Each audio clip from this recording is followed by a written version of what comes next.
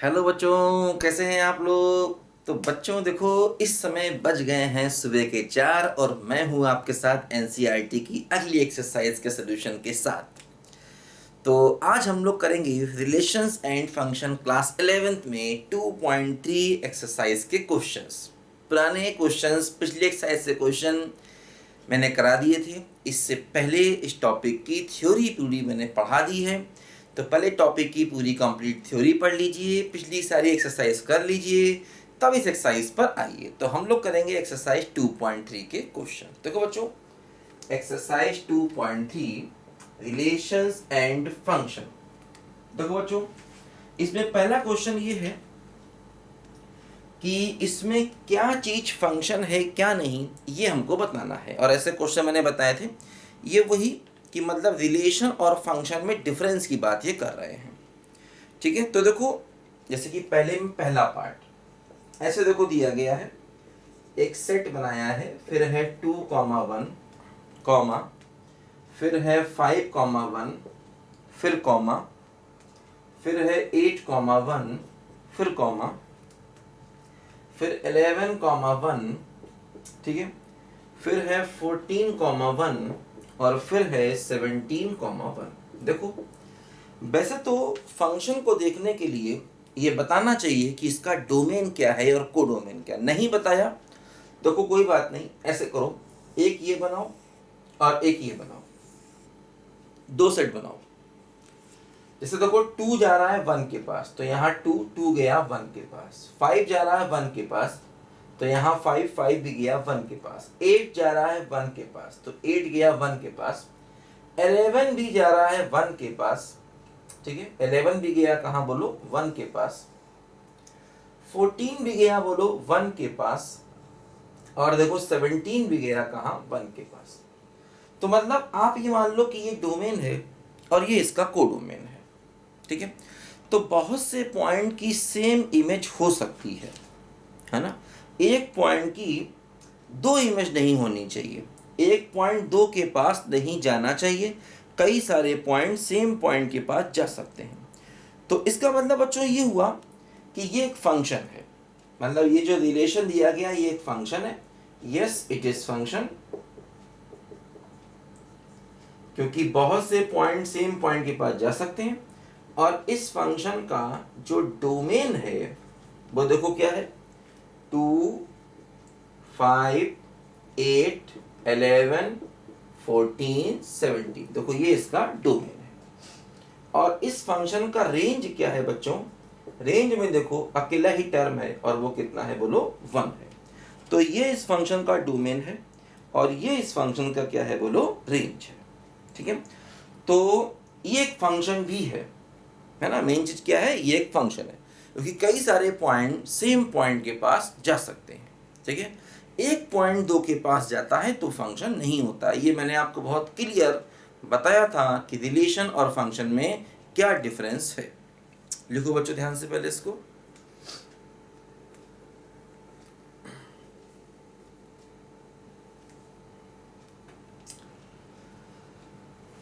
ठीक है, देखो इसी का सेकंड पार्ट करते हैं, पहले क्वेश्चन का सेकंड पार्ट।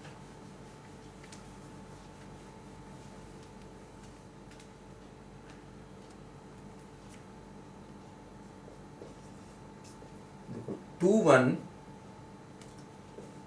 4, 2, 6, 3, 8, 4, 10, 5,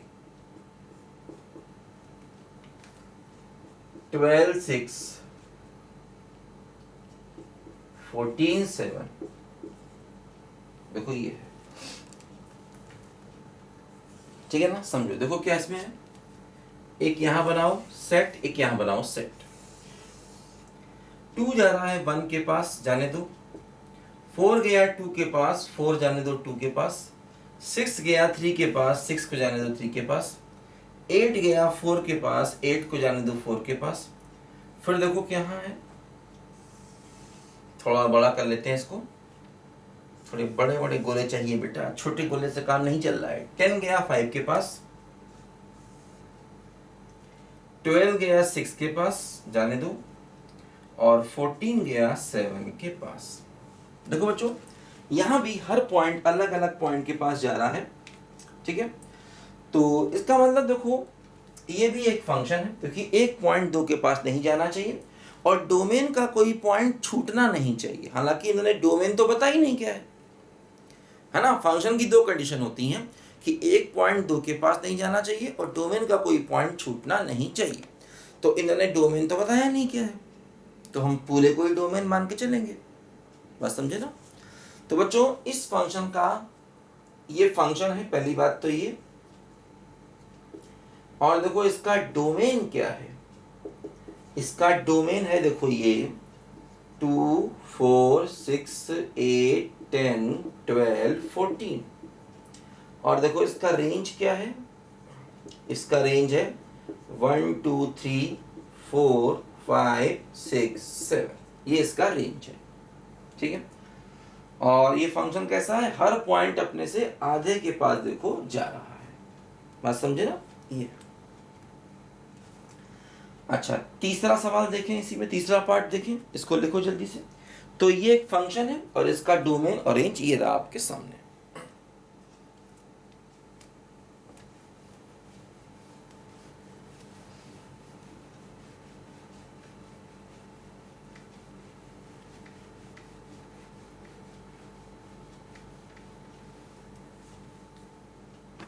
देखो तीसरा क्या है,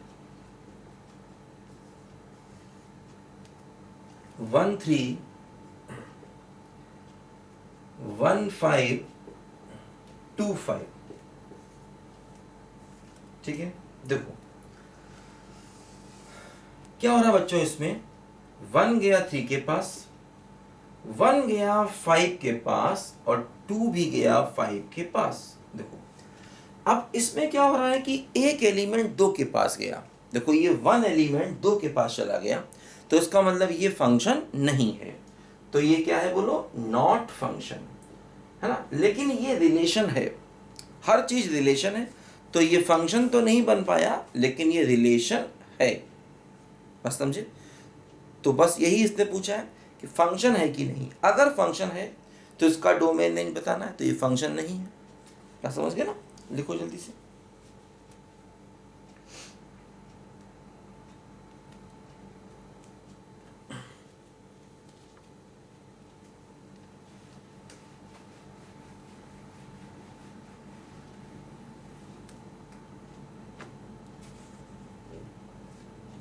देखो सेकेंड क्वेश्चन का पहला वाला पार्ट,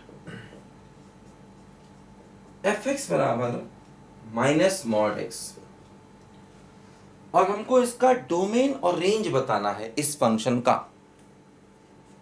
देखो बच्चों, ये मॉडुलस फंक्शन है और मॉडुलस फंक्शन तुमको मैंने बहुत डिटेल से पढ़ाया है। तो एक बार थ्योरी को पढ़िए बेटा, मॉडुलस फंक्शन क्या होता है ये मैंने समझाया है। देखो जैसे मैंने बताया था कि ये मॉड एक्स का ग्राफ होता है ऐसे करके, ठीक है। अगर उसके आगे माइनस लगा दिया जाएगा तो ये ग्राफ पूरा उल्टा हो जाएगा, ऐसे हो जाएगा, ठीक है। मॉड एक्स के आगे अगर माइनस लगा दो, ग्राफ पूरा ऊपर से नीचे आ जाएगा।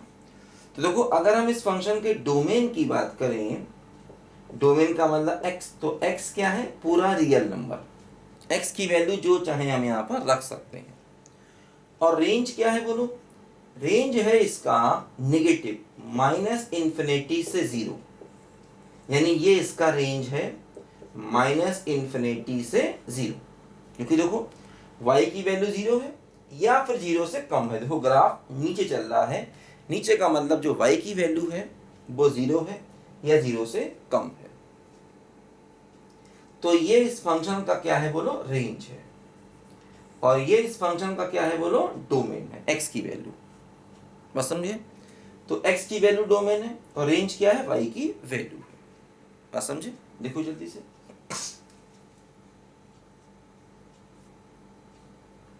अच्छा आगे बढ़े। देखो सेकंड पार्ट काफी अच्छा है इसका। सत्यम शिवम सुंदरम हो, सत्यम सत्यम शिवम सुंदरम, ईश्वर सत्य है, सत्य ही शिव है, शिव ही सुंदर है।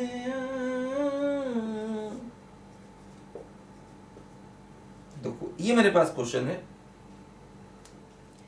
इसका हमको डोमेन और रेंज चाहिए। ठीक है, देखो डोमेन के लिए क्या करोगे, रूट के अंदर का टर्म करोगे positive,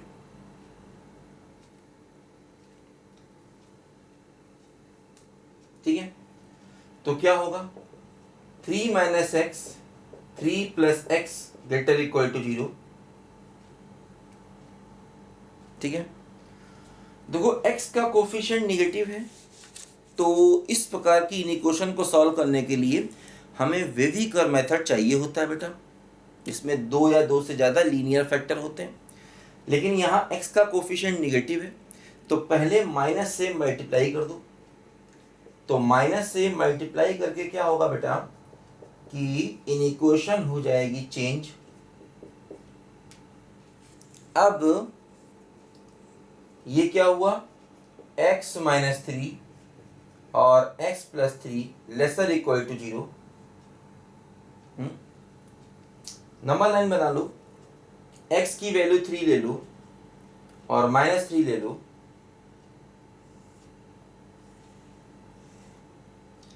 positive negative positive equal है, तो यहाँ भी डॉट आएगा और यहाँ भी डॉट आएगा।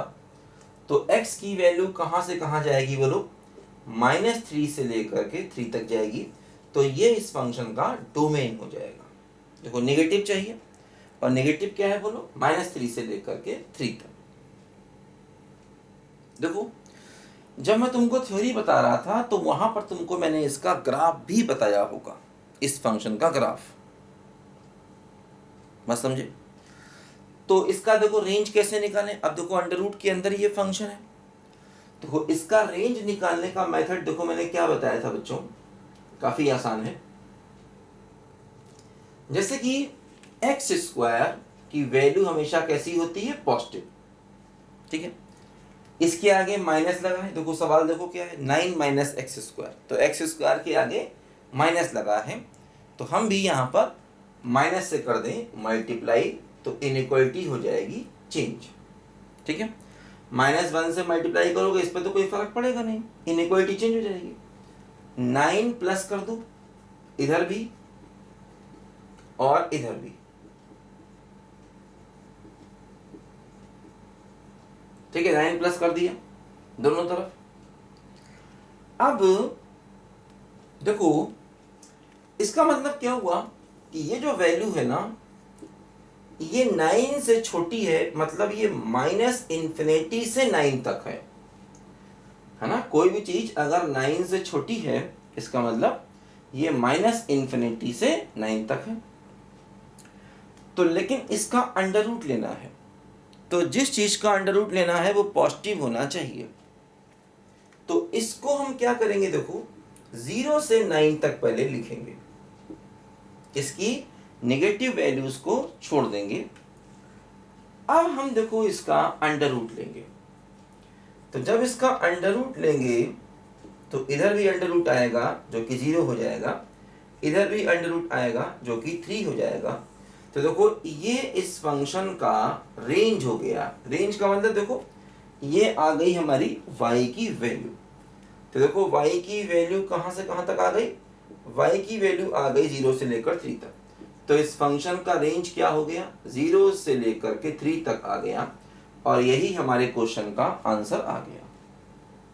ठीक है, ये इसका डोमेन हो गया और ये इसका रेंज हो गया। अच्छा सवाल है, ध्यान रखना, IIT का आया हुआ ये पुराना क्वेश्चन है। ठीक है, तो अंडर रूट के अंदर जब भी कोई फंक्शन होता है तो उसकी रेंज ऐसे ही निकाली जाती है। पहले अंदर वाले फंक्शन की वैल्यू देखी जाती है और उसको पॉजिटिव बनाया जाता है, अगर वो निगेटिव है तो पॉजिटिव बन जाता, फिर उसका अंडर रूट लिया जाता। और इस फंक्शन का मैंने ग्राफ भी बताया था जब मैं थ्योरी पढ़ा रहा था। तो इसका जो ग्राफ है ना बेटा, वो इस प्रकार से सेमी सर्कल आता है, आधा सर्कल, जहां पर ये वाला पॉइंट होता है -3 0, और ये वाला पॉइंट होता है 3 0 और ये वाला पॉइंट होता है 0 3। तो इस प्रकार से देखो इसका जो ग्राफ है ये एक सेमी सर्कल होता है। ठीक है, देखो x की वैल्यू हो गई -3 से 3 और y की वैल्यू क्या हो गई 0 से 3 तक। बस समझे, लिखो जल्दी से।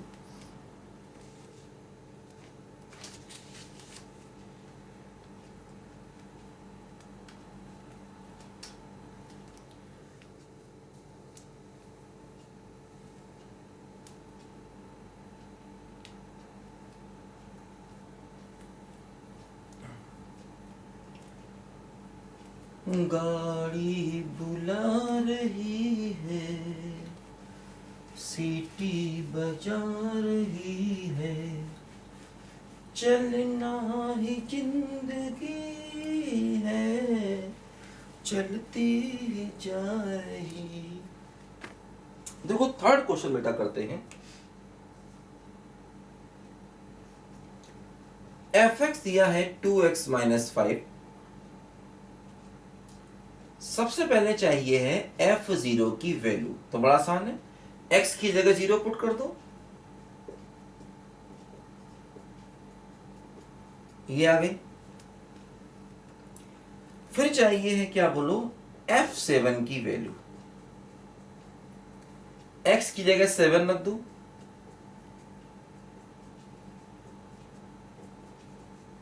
ठीक है। फिर चाहिए है f(-3) की वैल्यू। तो x की जगह पर -3 रख दो। ये हमारे क्वेश्चन का देखो आंसर आ गया। ठीक है, x की वैल्यू हमें रखनी है और कुछ नहीं। fx मालूम है, f0 निकाला, f निकाला, f(-3) को निकाला। इजी है काफी। ठीक है, देखो फोर्थ क्वेश्चन भी यही है बेटा।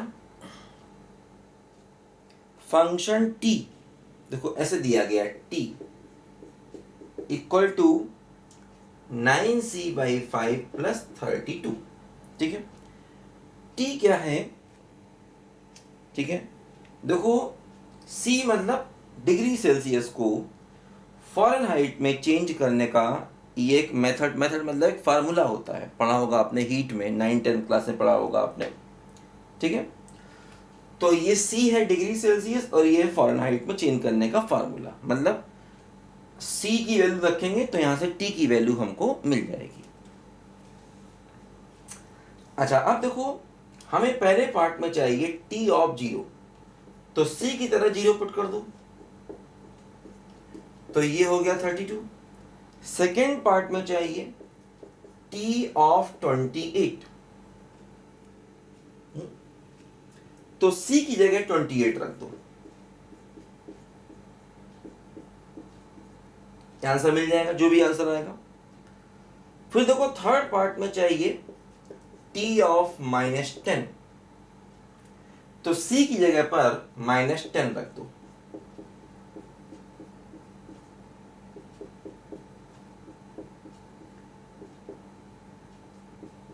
ठीक है, ये हमारा आंसर आ गया t(-10) का। बात समझे बच्चों? तो ये वैल्यू हमें मिल गई। अच्छा, अब इसने कहा है कि c बताओ अगर tc बराबर 12 है तब। ठीक है, तो देखो बच्चों चौथे पार्ट में क्या है कि tc बराबर दिया गया है 212 और बताना है कि c क्या होगा। तो tc की वैल्यू रख दो, 9c/5 + 32 बराबर 212। t ऑफ c की ये वैल्यू यहां रख दो, tc बराबर 212 है ना, तो t ऑफ c की वैल्यू रख दो। अब देखो 9c/5 कितना हो गया, बोलो 0, और कितना बचा बोलो 180। बात समझे, बोलो बेटा। अब यहां से 9c कितना हो गया 180 × 5, तो c कितना हो गया 180 × 5/9, एक्सक्यूज मी, तो ये इससे कैंसिल करेंगे तो 20 इंटू 5 तो कितना बचेगा 100। तो देखो सी की वैल्यू यहाँ पर आ गई बेटा 100 के इक्वल, और यही देखो हमको यहाँ पर निकालना था। बात समझे? काफी इजी क्वेश्चन है, लिखो जल्दी से बेटा।